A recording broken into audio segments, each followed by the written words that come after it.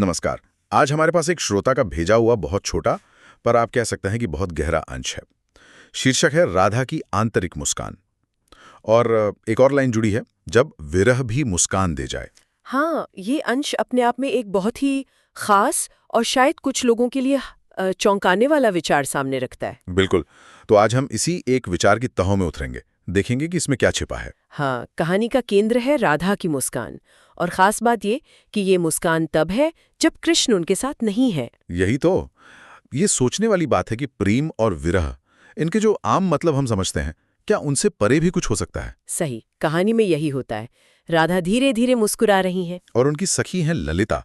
वो शायद वही सोच रही होंगी जो हम सोच रहे होंगे कि भाई विरह में कोई मुस्कुराता कैसे है। हाँ, तो वो पूछ लेती हैं, राधी, ये मुस्कान कैसी? कृष्ण तो यहाँ नहीं है। और ये सवाल ही दिखाता है कि हम आम तौर पर क्या सोचते हैं ना। विरह मतलब दुख, उदासी। बिल्कुल, ललिता का सवाल यही आम धारणा दिखाता है। पर राधा का जवाब वो हमें किसी और ही स्तर पर ले जाता है। क्या कहती हैं वो? वो कहती हैं, कृष्ण आज भी वही हैं जहां वो पहले थे, मेरे मन में। अच्छा, मेरे मन में। तो यहाँ बात भौतिक उपस्थिति से हटकर मन की हो रही है, चेतना की। हाँ, ये पहली परत है कि प्रेम का असली ठिकाना शायद बाहर नहीं, अंदर है, मन में। ये बात कुछ हद तक समझ आती है। मतलब किसी को मन में रखना, याद करना। पर मुस्कान, विरह में मुस्कान क्यों? हाँ, यहीं पर बात और गहरी होती है।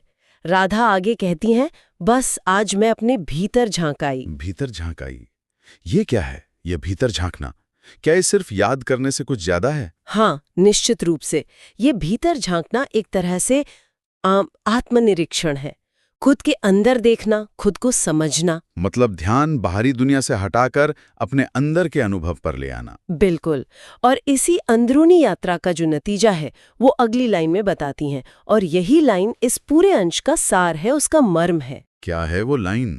प्रेम जब आत्मा में उतर जाए तो विरह भी एक तरह की मुस्कान बन जाता है। प्रेम जब आत्मा में उतर जाए, सुनने में तो बहुत काव्यात्मक लग रहा है, पर इसका मतलब क्या हुआ?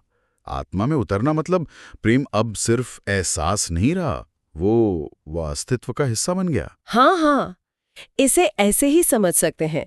देखिए, जब प्रेम सिर्फ भावनाओं का उतार चढ़ाव ना रहे, मतलब सिर्फ खुशी या गम तक ही ना रहे, बल्कि वो इंसान के स्वभाव का, उसकी चेतना का एक अटूट हिस्सा बन जाए, तो फिर बाहरी बातों का असर कम हो जाता है। हाँ, कृष्ण का भौतिक रूप से वहां ना होना ये एक बाहरी परिस्थिति है।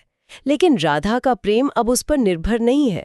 वो प्रेम उनके होने का, उनके अपने वजूद का